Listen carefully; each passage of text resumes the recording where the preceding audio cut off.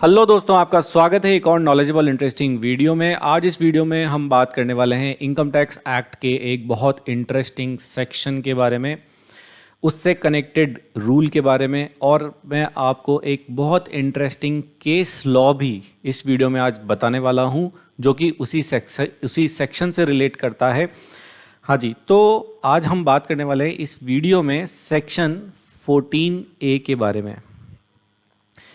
Section 14A एक बहुत ही interesting section है जो बात करता है disallowance of expenses made for earning exempt income.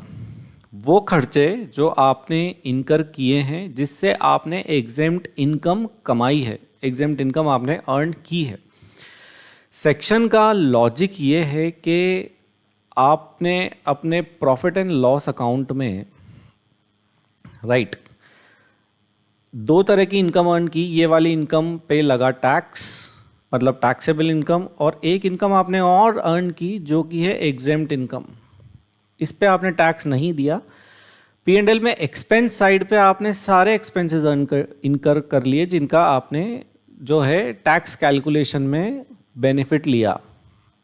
अब इस इनकम से आपने टैक्सेबल इनकम भी अर्न की और इसी एक्सपेंस से आपने एग्जेम्प्ट इनकम भी अर्न की। आपने ये एक्सपेंसेस दोनों इनकम अर्न करने में यूज किए, राइट। अब डिपार्टमेंट ये कहता है कि जो एग्जेम्प्ट इनकम है, इस इनकम से रिलेटेड जितने भी एक्सपेंसेस हैं उनकी हम डिडक्शन आपको नहीं देंगे, राइट।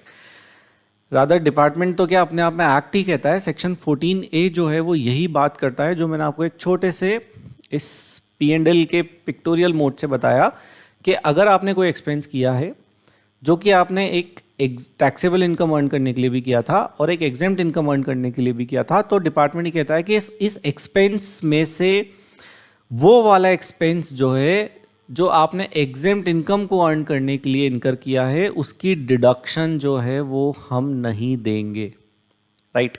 ये बात करता है सेक्शन 14A। अब आते हैं इसके कंसर्निंग रूल की तरफ, जो है rule 8D, right. Rule 8D क्यों बनाया गया? रूल 8D इसलिए बनाया गया ताकि प्रॉपरली एडमिनिस्टर हो सके section 14A, right. Rule 8D में इंपॉर्टेंटली जो है वो कैलकुलेशन मेथड है कि आप किस तरीके से कैलकुलेशन करेंगे उन एक्सपेंसेस की जो कनेक्ट होते हैं एग्जेम्प्ट इनकम अर्न करने के लिए, राइट। तो अगर आप स्पेसिफिकली ये देखना चाहते हैं कि मैं किस तरीके से कैलकुलेशन करूं, या फिर अगर आपका कोई असेसमेंट चल रहा है या कोई अपील में मैटर पेंडिंग है, तो एओ ने कैलकुलेशन सही तरीके से करी है आपके केस में या नहीं करी है, वो चेक करने के लिए आप जो है वो रूल 8D रेफर कर सकते हैं। यहाँ पे कैलकुलेशन है कि किस हिसाब से उन एक्सपेंसेस की डिसअलाउंस की जाएगी। अब यहाँ पे आप खुद जब अपनी ITR फाइल करें तो आप वॉलंटरीली भी डिसअलाउ कर सकते हैं उन एक्सपेंसेस को, राइट। सेकेंड इज, अगर आपने वॉलंटरीली डिसअलाउ नहीं किया, आप भूल गए करना और आपके केस में स्क्रूटनी आ जाती है या फिर सेक्शन 148 की इनकम एस्केपिंग असेसमेंट होती है, तो यहाँ पे डिपार्टमेंट जो है वो भी आपके वो वाले एक्सपेंसेस जो आपने एग्जेम्प्ट इनकम अर्न करने में जो है लगाए हैं वो भी डिसअलाउ जो है वो डिपार्टमेंट कर सकता है स्क्रूटनी असेसमेंट या इनकम एस्केपिंग असेसमेंट में, राइट। अब एग्जेम्प्ट इनकम किस तरह की हो सकती है, राइट। सेक्शन 10 जो है, सेक्शन 10 बात करता है कई सारी एग्जेम्प्ट इनकम की। बहुत सारी एग्जेम्प्ट इनकम जो है वो सेक्शन 10 में मेंशन्ड है, जैसे जो है डिविडेंड इनकम, राइट। लेटेस्ट में तो डिविडेंड टैक्सेबल है, बट पहले जो है डिविडेंड एग्जेम्प्ट हुआ करता था। उसके बाद आए आप जो है capital gains, right. Capital gains जो है वो पहले सेक्शन 1038 के अकॉर्डिंग एग्जेम्प्ट थे, बट अभी एक लेवल के बाद इन पर टैक्स लगने लगा है, राइट। अब यहाँ पे जो सेक्शन 14A और रूल 8D की जो लिटिगेशन क्रॉप अप होती है वो होती है नॉर्मली अर्लियर असेसमेंट ईयर्स में, right, not in the current years, क्योंकि नेचुरली अब जो है वो एग्जेम्प्ट इनकम की जो बास्केट है वो छोटी होती जा रही है और टैक्सेबल इनकम की बास्केट जो है वो बड़ी होती जा रही है। So the department and the law makers are trying to bring maximum income into the taxable basket rather than into the exempt basket, right? तो ये है एक छोटा सा explanation relating to rule 8D। Rule 8D हमें calculation systems बताता है for making disallowance of interest, sorry not interest, expense as per section 14A, right. अब बात करते हैं केस लॉ की, राइट, जो एक बहुत इंपॉर्टेंट केस लॉ है इस सेक्शन और रूल से related, right. Latest case law है, राइट। केस लॉ प्रोनाउंस किया गया है 26 सितंबर 2023 को।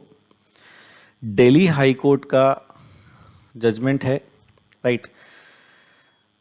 पार्टी का नाम है security printing and mining corporation of India limited, right. अब इस केस लॉ में क्या होता है, जब आप इस कंपनी के फाइनेंशियल स्टेटमेंट्स चेक करेंगे, बैलेंस शीट की बात करते हैं, जब आप इस कंपनी के फाइनेंशियल स्टेटमेंट्स चेक करेंगे, लायबिलिटीज एसेट्स, राइट, इस कंपनी के पास बोरोड फंड्स नहीं हैं, राइट। यहाँ पे हैं कैश इक्विवेलेंट्स। कैश इक्विवेलेंट जो है वो ह्यूज है, it's a very very profit making company, right, क्योंकि नोट प्रिंटिंग करती है कंपनी, गवर्नमेंट एंटिटी है, मोनोपोलिस्टिक बिजनेस है, तो this company has huge profits and that helps in generating huge cash equivalents.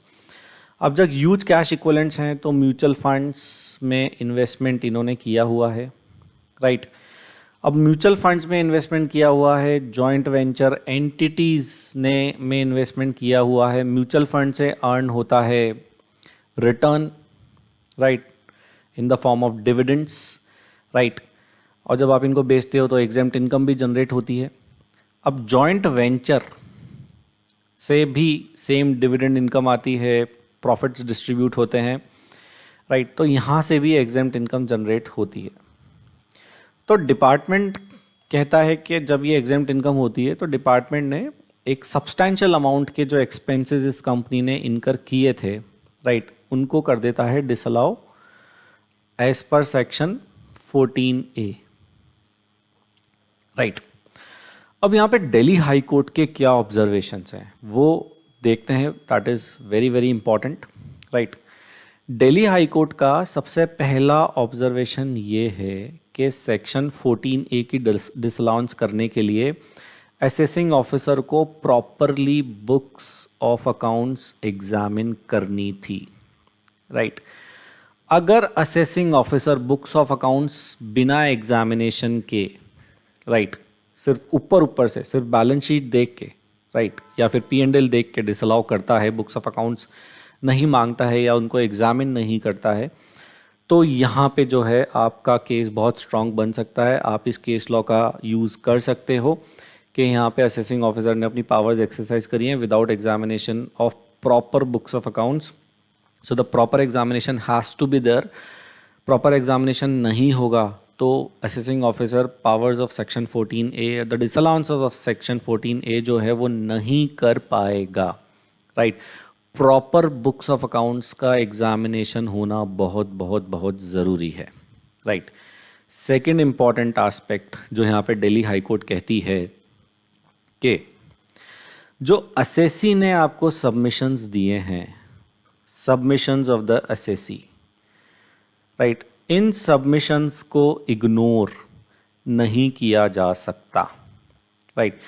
अगर एओ इन सबमिशंस को इग्नोर करता है, अगर एओ ने इन सबमिशंस को इग्नोर किए,